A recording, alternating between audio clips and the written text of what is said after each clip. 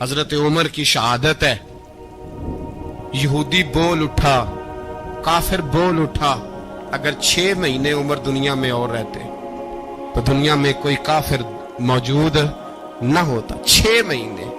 اور جب اس بطل جلیل کا جنازہ اٹھا, اللہ بخاری پڑھیے نا, اللہم ارزقنا شہادتا فی سبیلک, اللہ بسترے کی موت نہ دینا, شہادت کی دینا.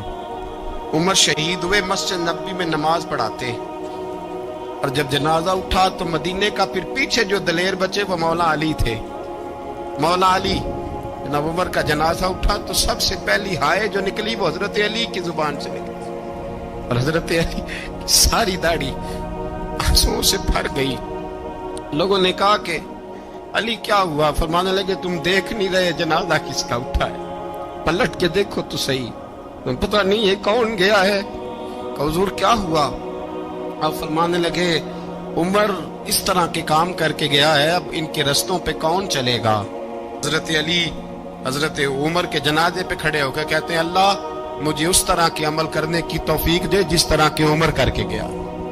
میرے بھائی, بطل عزیز, بطل حریت حضرت عمر رضی اللہ تعالیٰ عنہ, جو اپنی زندگی انقلاب والی گزار کے گئے. عمر جب دنیا سے گئے تو 80 دینار کا قرضہ تھا, 22 لاکھ مربع میل کا حکمران, اور اپنے بیٹے سے کہنے لگے بیٹے کوشش کرنا تیرے خاندان والے مل کے میرا قرضہ اتار دیں, میری قبر پہ بوجھ نہ رہے, اور اگر خاندان والے مدد نہ کریں تو میرے دوستوں سے بات کرنا, وہ مدد نہ کریں تو پھر علی سے بات کرنا. ان کا پیار آپس میں اتنا, اور تو اختلاف ثابت کر رہا. 80 دینار کا قرضہ چھوڑ کر حضرت عمر دنیا سے گئے. 1 محرم کو جب عمر فاروق کا وصال ہوا تو بیٹے سے کہنے لگے اما عائشہ سے جا کے کہو میرا بھی نبی پاک کے روضے میں دفن ہونے کو دل کرتا ہے. ایک قبر کی جگہ ہے, اماں جی نے اپنے لیے رکھی ہے, بخاری یا بخاری. حضرت عائشہ کے پاس صاحبزادے گئے, کہنے لگے اماں جی عمر کو زخم لگ گیا ہے, حالت بڑی پریشانی والی ہے. وہ کہتے ہیں اگر اماں اجازت دے. سید عائشہ رو پڑی, فرمانے لگی کہ وہ اپنی قبر کی جگہ تو نہیں نہ کسی کو دیتا, پر عمر نے کمال ہی بڑا کیا. اسے کہو جاؤ گنبد خضرا میں قیامت تک جو مصطفیٰ پہ اور ابو بکر پہ سلام پڑھے گا وہ تجھ پہ بھی سلام پڑھ کے جائے گا. جاؤ میں نے جگہ دی.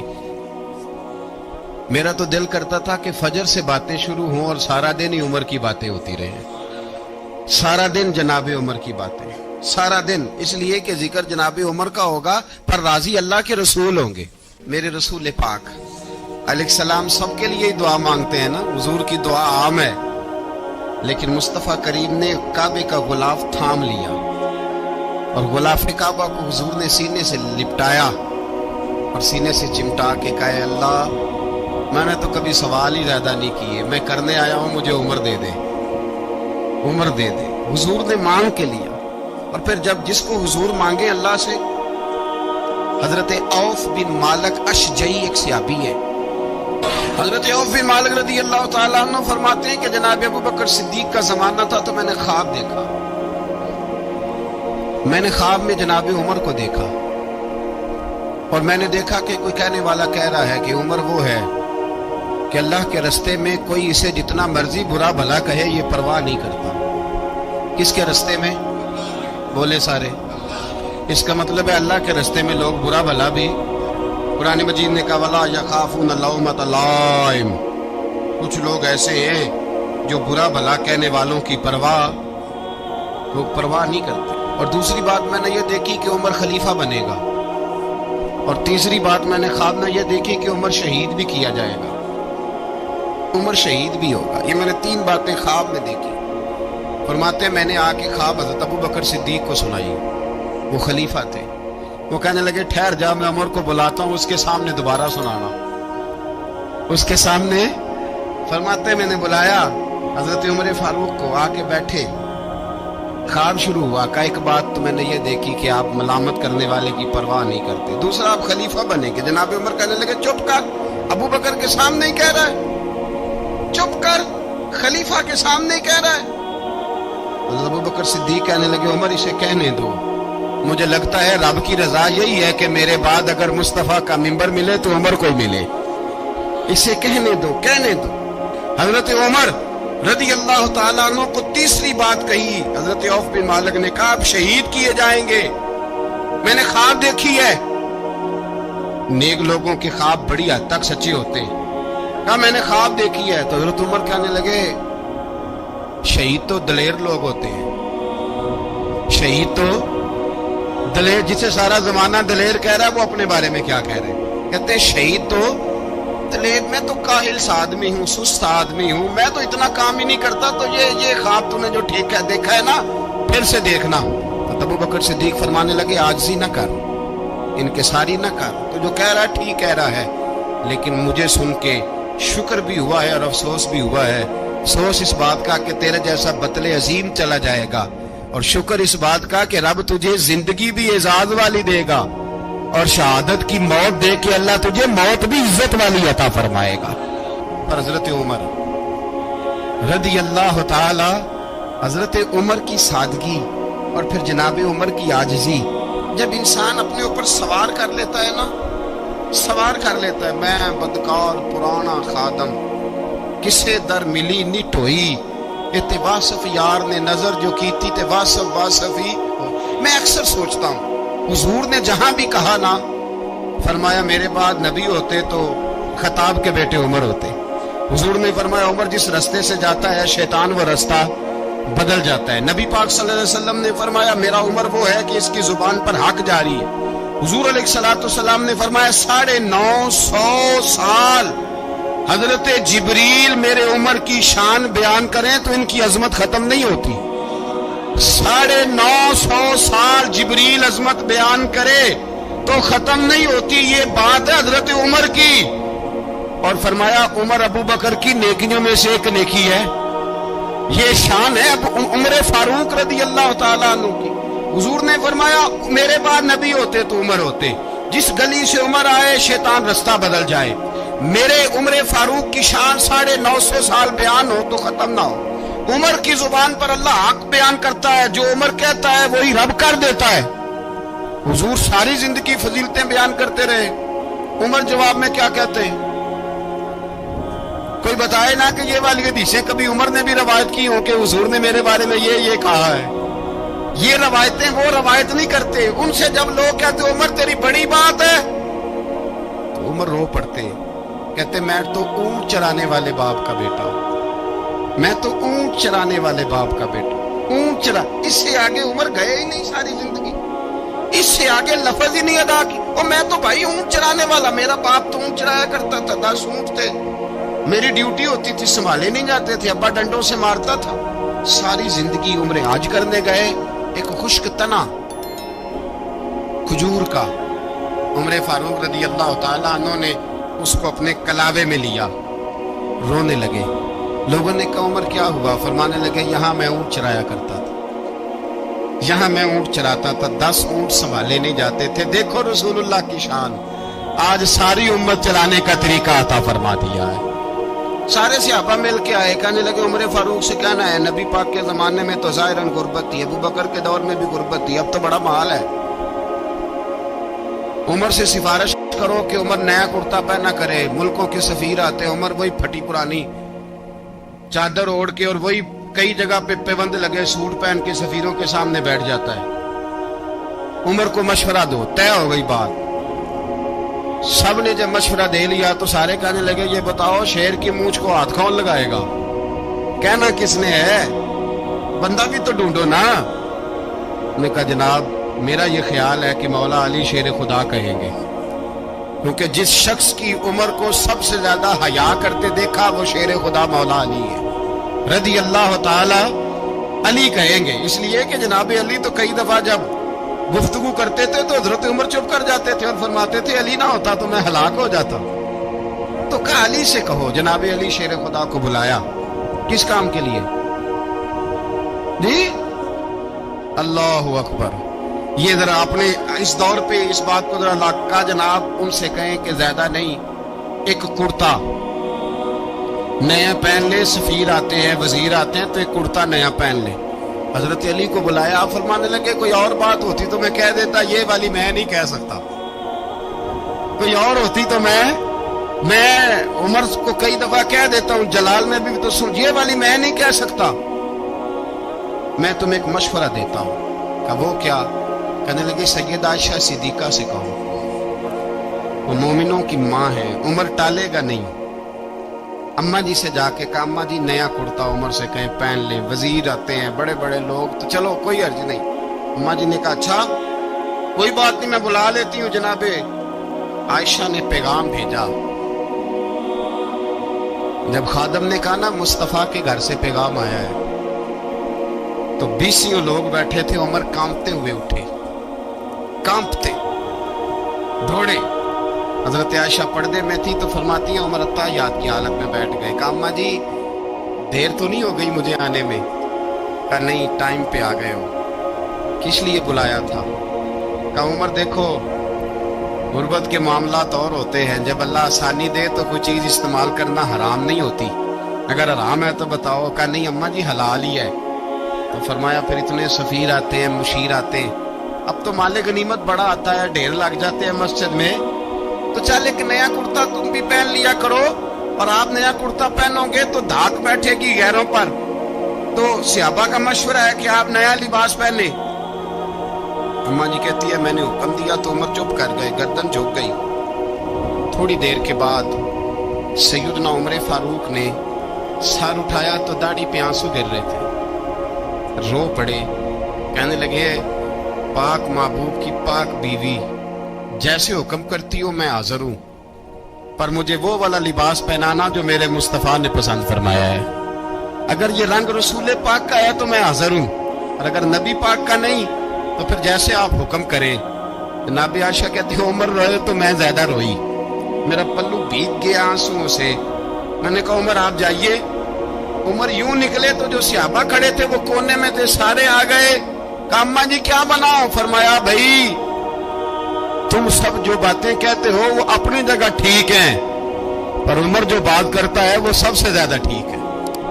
حضرت عمر فاروق رضی اللہ تعالیٰ عنہ کا بیٹا مصر سے پیسے کما کے لایا تو جناب عمر نے بلایا، فرمایا بیٹے اتنی تو تیرے پاس راس ہی نہیں تھی، تھوڑے سے تو پیسے لے کے گیا تھا، اتنی کمائی کیسے ہو گئی؟ اتنے تو پیسے نہیں تھے صاحب، کہاں سے کمائی لائے؟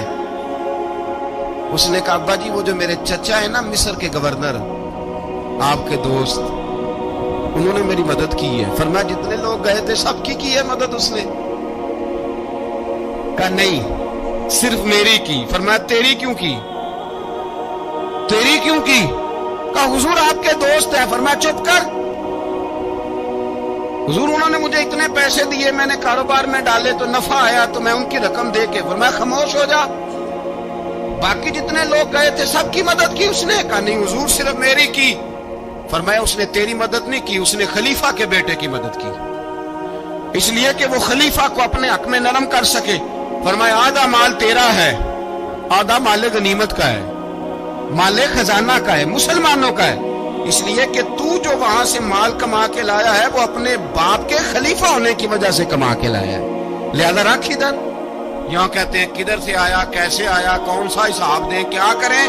تو بھائی حضرت عمر رضی اللہ تعالیٰ عنہ کا اپنی اولاد کے بارے میں یہ رنگ ہے۔ ایک جنگ سے نا خوشبو آئی، خوشبو بڑی مہنگی ہوتی تھی، عرب میں خوشبو آج بھی بڑی مہنگی ہے، وہ زیادہ استعمال کرتے ہیں۔ میری باتوں کی سمجھ آ رہی ہے میرے بھائی؟ بڑی مہنگی خوشبو تھی۔ جب وہ خوشبو آئی تو حضرت عمر نے کہا، گھر میں پہلے پہنچی حضرت عمر کے، چونکہ زیادہ عورتیں استعمال کرتی تھی گھر کے اندر خوشبو، مرد بھی لگاتے۔ حضرت عمر نے اپنی بیوی سے کہا، آپ کی زوجہ تو تھی وہ بڑی خوشبو کو پسند کرتی۔ حضرت عمر نے اپنی زوجہ سے کہا کہ خوشبو لاؤ، میں نے ایک عورت کی ڈیوٹی لگائی ہے، وہ خوشبو تول کے نا تو حصہ برابر صحابہ میں بانٹ دے گی۔ تو آپ کی زوجہ کہنے لگی کسی بی بی کی ڈیوٹی لگانے کی کیا ضرورت تھی، میں جو موجود تھی میں بانٹ دیتی ہوں تول کے حصہ برابر۔ آپ نے فرمایا نہیں تو رہنے دے، وہ فلانی بی بی بانٹے گی۔ حضور میں نے بھی بانٹنی ہے، میرے پہ کچھ حق ہے؟ آپ نے فرمایا نہیں، تو تفصیل نہ پوچھ، تو خوشبو دے دے، کوئی اور بانٹے گی۔ خاتون خانہ تھی نا، کہنے لگی نہیں مجھے بھی آج آپ کو بتانا ہی پڑے گا کہ کوئی جو بانٹ سکتی ہے تو میں کیوں نہیں بانٹ سکتی؟ زوجہ کہتی عمر نے بات کی تو میری چیخیں نکل گئی، حضرت عمر فرمانے لگے جب تو خوشبو بانٹے گی نا تیرے ہاتھوں کو بھی لگے گی، تیرے دوپٹوں کو بھی لگ جائے گی۔ اگر رب کریم نے مجھ سے سوال پوچھا کہ عمر خوشبو تو مسلمانوں کی تھی، تیری بیوی کے دوپٹے کو کیوں لگ گئی، تو میں اللہ کے حضور کیا جواب دوں گا؟ اگر اللہ نے یہ سوال کیا کہ تیری بیوی نے کیوں لگائی، وہ تو حصہ تھا مسلمانوں کا، تو نے تیری بیوی نے کیوں لگائی؟ تو فرمایا میں نہیں چاہتا کہ اللہ کے حضور مجھے اور تجھے باز پرس ہو، لہذا کسی اور کو بانٹنے دے۔ زوجہ روئی اور تڑپ کے کہنے لگی عمر مجھے لگتا ہے صبح قیامت بھی تیری بیوی ہونے کی وجہ سے اللہ مجھے جنت عطا فرما دے گا۔ کوئی مسئلہ ہی نہیں، دو غلام ساتھ بیٹھے، ایک روٹی حضرت عمر نے گھر سے منگوائی، تھوڑا سا سرکہ، غلام کہنے لگے ہم نے بھی کھانی ہے۔ فرمایا کوئی حرج نہیں، روٹی کو پیٹ بھر کے کھانا ضروری تو نہیں، 3 حصوں میں بانٹ لیتے۔ ایک آدمی آیا ہوا تھا مصر کا رہنے والا ملنے کے لیے، اس نے پوچھا عمر کدھر ہے؟ تو کہا وہ ادھر جاؤ مسجد میں بیٹھے ہوں گے، اور واپس آیا تو کہنے لگا وہاں تو 3 غلام بیٹھے ہیں، ایک روٹی بانٹ کے کھا رہے ہیں، لگتا ہے کئی دنوں سے روٹی نہیں ملی۔ کہا 3 غلام تو کوئی نہیں، وہاں 2 ہی تھے، تیسرے تو امیر المومنین تھے۔ اس نے کہا نہیں 3 غلام ہیں، کپڑے بھی ایک طرح کے پہنے ہوئے، بلکہ 2 کے تو پھر صحیح ہیں، تیسرے کے تو زیادہ ماڑے ہیں، کپڑے بھی ایک طرح کے، کھانا پینا بھی ایک طرح کا، اور ان کا نشست برخاست بھی ایک طرح کی، لہذا کوئی فرق نہیں۔ حضرت ابو ہریرہ کہتے ہیں میں لے کے آیا، اور جناب عمر کو جب میں نے کچی زمین میں تامت سمیٹ بیٹھے دیکھا تو میں رو پڑا۔ میں نے اس مصر سے آنے والے کو کہا تو اس کے جلوے دیکھ، اگر اس کی ذات میں اتنا حسن ہے تو محمد عربی کا مقام کیا ہوگا؟ یہ مقام غور ہے، مقام غور۔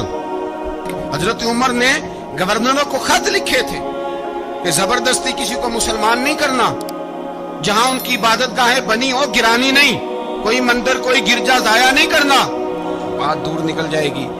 اور میں اپنے مضمون پہ رہتا ہوں، اہل بیت کا پیار اگر سکھایا ہے تو جناب عمر نے سکھایا ہے رضی اللہ تعالی عنہ۔ امام حسن ملنے، آپ یقین کریں میں جب اس واقعہ کو پڑھتا ہوں تو میرا دل جھوم جاتا ہے۔ میں کہتا ہوں یار ڈاٹا ہونا اپنی جگہ پہ، عشق ہونا اپنی جگہ پہ، انسان کا باوقار ہونا اپنی جگہ، جہاں کھڑے ہونا تھا وہاں یہ کھڑے ہوتے تھے، اور جہاں جھکنا تھا وہاں یہ ان لوگوں میں اقبال نے کہا تھا تیری نگاہ ناز سے دونوں مراد پا گئے، عقل غیاب و جستجو عشق حضور و اضطراب۔ جہاں اگر آیا ہے سامنے کیسر و کسرا تو عمر جیسا دلیر کوئی نہیں، اگر سامنے آیا ایران کا بادشاہ تو عمر جیسا تگڑا کوئی نہیں، اگر آیا ہے سامنے غسان کا بادشاہ تو عمر جیسا عادل کوئی نہیں، لیکن اگر علی کا بیٹا آیا ہے، اگر فاطمہ کے لال پارے آئے ہیں تو پھر فاروق اعظم سے جیسا محب کوئی نہیں، پھر ان سے جیسا پیار کرنے والا کوئی نہیں۔ اندر بیٹھے ہیں جناب عمر، اندر تنہائی میں کچھ وزیروں سے گفتگو ہو رہی ہے، میٹنگیں جاری ہیں۔ آپ کے بیٹے ملنے آئے جناب عبداللہ ابن عمر، ابا جی ملنا ہے، بات ٹھہرو بات کر رہا ہوں، کوئی نہ اندر آئے۔ صاحبزادہ باہر کھڑا ہے، تھوڑی دیر گزری تو امام حسن بھی آ گئے۔ کون آئے؟ آپ کو جو ملے گا امام صاحب کا نام لینے سے، وہ سردار ہیں جنتیوں۔ کون آئے؟ سارے بولیے امام حسن، تیری نسل پاک میں ہے بچہ بچہ نور کا، تو ہے نے نور تیرا سب گھرانہ۔ امام حسن آئے تو حضرت عبداللہ ابن عمر کو دروازے پہ کھڑے دیکھا، کہا امیر المومنین کہاں ہیں؟ کہنے لگے حضرت عمر کے بیٹے۔ کہنے لگے وہ اندر بیٹھے، کچھ میٹنگ ہو رہی ہے، اور انہوں نے کہا کوئی اندر نہ آئے، لیکن آپ جانا چاہیں تو چلے جائیں، آپ جانا چاہیں تو، تیری نسل پاک میں ہے بچہ بچہ نور، آپ جانا چاہیں تو چلے جائیں۔ انہوں نے کہا جب آپ باہر کھڑے ہیں تو مجھے کوئی اتنا ضروری کام نہیں، اور ابھی زور کی نماز تھوڑی دیر میں ہوگی، میں مسجد میں مل لوں گا امیر المومنین سے۔ یہ بات کہہ کے امام حسن چلے گئے۔ یار اتنی بڑی بات نہیں تھی، اتنی بڑی بات نہیں تھی۔ میرے استادوں کا بیٹا بھی آئے تو کہا ٹھیک ہے جی وہ سوئے ہوئے، تو کوئی غرض نہیں یار میں ٹھہر کے آ جاؤں گا، کوئی بڑی بات نہیں تھی، دیکھا جائے تو بڑی بات نہیں تھی، پر بات بہت بڑی تھی، اس لیے کہ یہ خالی حسن نہیں، یہ حسن ابن علی ہے، یہ حضرت فاطمہ کے لخت جگر۔ حضرت عمر باہر نکلے، عبداللہ ابن عمر سے پوچھا کوئی آیا تو نہیں؟ تو کہا حضور امام حسن آئے تھے۔ تو کہا پھر شہزادے کو اندر کیوں نہیں بھیجا؟ کہا میں نے کہا تھا، وہ کہنے لگے اگر امیر المومنین مصروف ہیں تو میں ज़ोहर में मिल लूँगा। हज़रत उमर रोने लगे, फरमाया बेटे तूने अच्छा नहीं किया। फिर मस्जिद नहीं गए, सीधे इमाम हसन के दरवाजे दस्तक दी। इमाम हसन बाहर आए, कहा शहजादे आए थे तो मिले क्यों नहीं? तो इमाम हसन कहने लगे हुजूर आपका अपना बेटा दरवाजे पे खड़ा था, आपका अपना बेटा दरवाजे पे खड़ा था और मना भी किया था आपने, तो मैं जोर में मिल लेता। हजरत इमाम हसन फरमाते जोशे जज्बात में जनाबे उमर ने सर से पगड़ी उतार दी, जोशे जज्बात में कहने लगे हसन मेरे बेटे का और आपका क्या मुकाबला?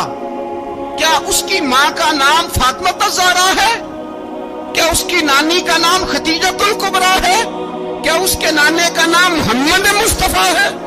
आपका और उसका क्या मुकाबला? फिर रो पड़े और कहने लगे बेटे मैं मक्के के सहराओं में ऊंट चराया करता था, ये जो मेरे सर पर इज्जत के बाल हैं ये तेरे नाने के उगाए हुए। मैं मक्के के खबरदार शहजादे खबरदार। ओ भाई अहले बैत नबुव्वत के अदब का रंग अगर सिखाया है तो सैयदना उमर ने सिखाया है। शोर सुना, फरमाया कौन है दरवाजे पे? फरमाया उमर। फरमाते हुजूर उठे तेजी से, चादर गिर गई, चादर हुजूर तेजी से उठे, खोल दो दरवाजा। हुजूर उमर के गले में तलवार है, फरमाया फाटक खोल दो। या रसूल अल्लाह उमर आपका दुश्मन, फरमाया खोलो दरवाजा। कहा या रसूल अल्लाह खत्ताब का बेटा, फरमाया खोलो दरवाजा।